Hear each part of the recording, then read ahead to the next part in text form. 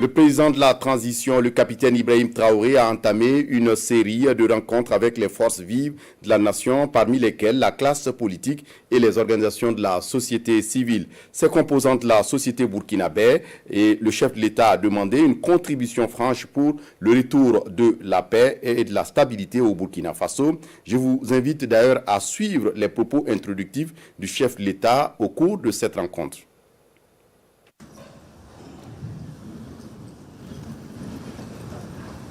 Je tenais donc à ce qu'on se parle de façon franche, que vous compreniez ce qui se passe, là où nous sommes et vers où on pourrait aller.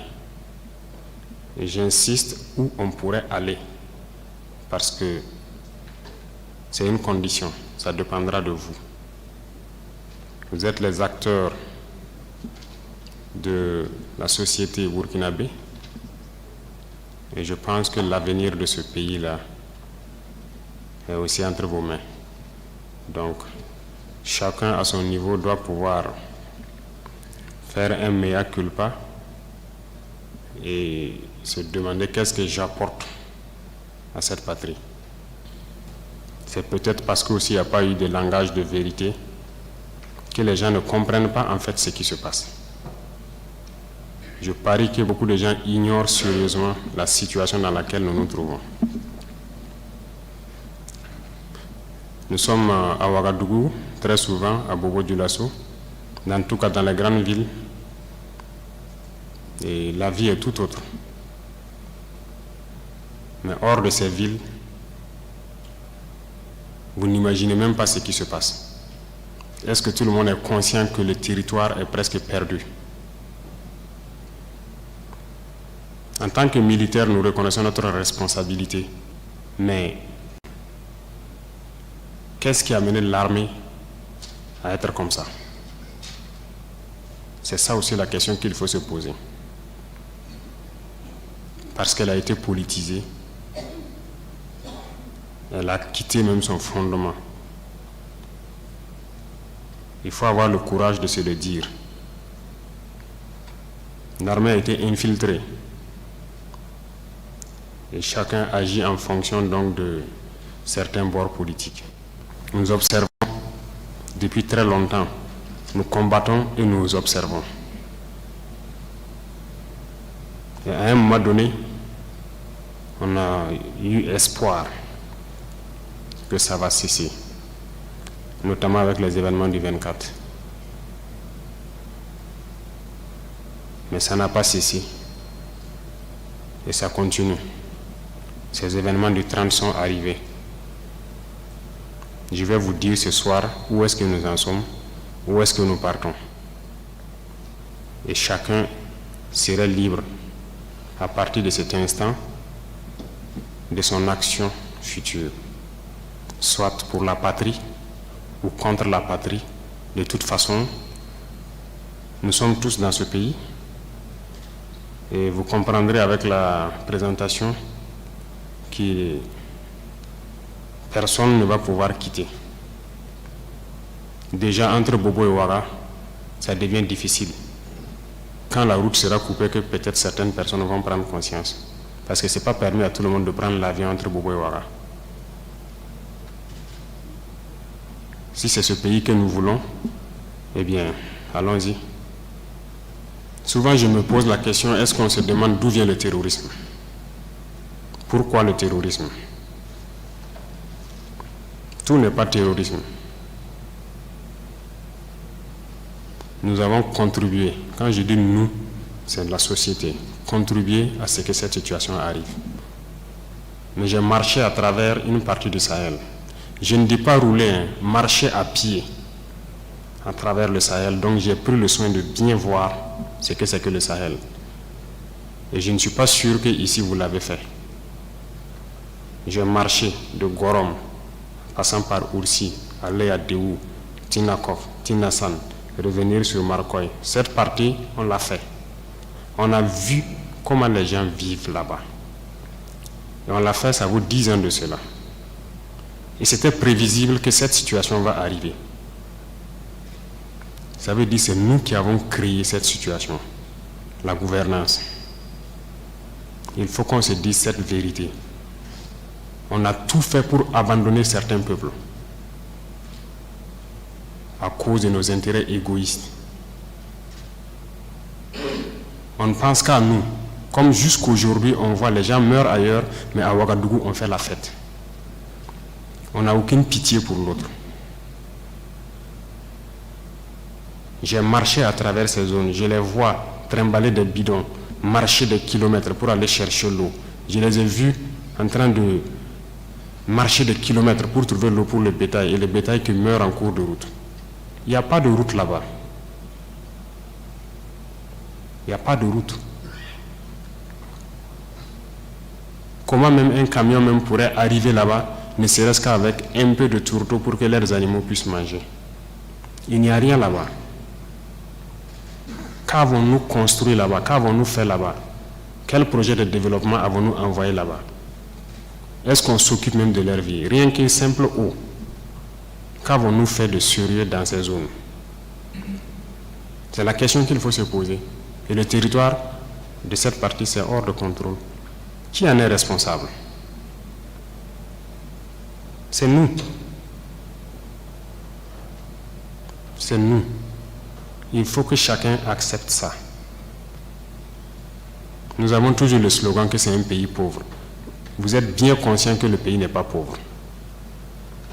C'est parce qu'on est méchant. On est sérieusement méchant entre nous. Les jeunes n'ont rien à faire. On a des terres cultivables. On a de l'eau. Comment on peut ne pas vouloir faire quelque chose pour eux? J'ai vécu à Djibo, avant même le début de la crise. J'ai échangé avec les jeunes de Djibo. La seule route Kongoussi-Djibo, les camions ne viennent plus parce que les ponts datent des années 50 et les camions tombaient. Donc les camions ont décidé de ne plus venir. Ils produisent, en allant à Nassumbu à Bouro, ils produisent la tomate, ils produisent beaucoup de choses. Tout pourri. Ils n'arrivent pas à vendre. Leur marché de bétail, vous quittez Djibo jusqu'à Pétékoli, ils sont là avec leur bétail, ils n'arrivent pas à vendre. Mais vous voulez qu'ils fassent quoi, les jeunes? J'ai écrit un rapport en son temps pour qu'on puisse au moins se réparer cette route. La guerre n'était pas là. Personne ne viendra me dire le contraire. J'étais à Djibo, j'ai vécu là-bas. On n'a rien fait. Rien. Qui en est responsable? Il faut que chacun fasse son introspection et se rende que nous sommes les coupables de cette situation. J'ai fait l'Est. Aujourd'hui, on parle de Mansilla, de Tankwalou et autres. Je vous le répète encore, qui est responsable? Quand un seul fleuve, la Sirba, empêche que quelqu'un quitte Mansilla vers l'arrière en saison pluvieuse, pendant combien d'années on n'a jamais pu faire un seul pont sur la Sirba pour les permettre de communiquer avec le Burkina? Prenez la carte, vous regardez, cette zone est encerclée par un fleuve, la Sirba. Qu'avons-nous fait? Du côté de Tankwalou, j'ai écrit encore un rapport que j'ai remis au haut-commissaire quand j'étais là-bas, pour que les gens fassent pardon pour faire ne serait-ce qu'un pont entre Tankwalou et le reste. Qu'avons-nous fait? Mais posons-nous les questions. Nous sommes responsables du malheur qui nous arrive. Si on ne change pas de manière d'être, ne croyez pas que nous allons être là encore, dans ces salles climatisées à nous regarder. Non. Non. D'autres ne peuvent pas être là à souffrir pendant que d'autres sont dans un luxe insultant. On a été prévenus. On n'a jamais voulu écouter. Toute cette bamboula que nous faisons dans les villes, tout peut cesser du jour au lendemain, si on n'arrête pas ce que nous sommes en train de faire. Je sais que personne ne vous a déjà parlé comme ça, mais je vous le dis aujourd'hui franchement. Et chacun pourra choisir ce que nous voulons du Burkina. Je ne suis pas politicien, je n'ai pas de langue de bois. Moi, je suis un militaire. Et je préfère vous dire la vérité. Chacun est libre de prendre ou de laisser. tout le monde roule dans sa voiture, tout le monde vit bien. On mange matin, on mange midi, on mange le soir. On fait ce que nous voulons faire. On est libre de parler, de dire ce que nous voulons. C'est la démocratie, c'est le droit, c'est tout. C'est tout ce que nous connaissons à Ouagadougou. Mais allez-y les voir, les enfants qui ont la peau sur les os. Allez voir les vieillards qui meurent de faim. Allez voir ces femmes qui ne peuvent plus allaiter parce qu'elles n'ont plus rien dans le sein. Allez les voir. Ne faisons pas semblant. Si nos journalistes n'ont pas le courage d'aller sur le terrain et vous ramener ces genres d'images, parce qu'on veut laver l'image du Burkina, je vous dis que c'est faux, ça existe.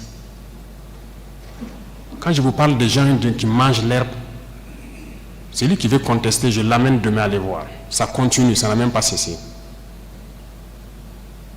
Parce qu'on a pu ravitailler certains villages, mais d'autres pas encore, on est toujours en route.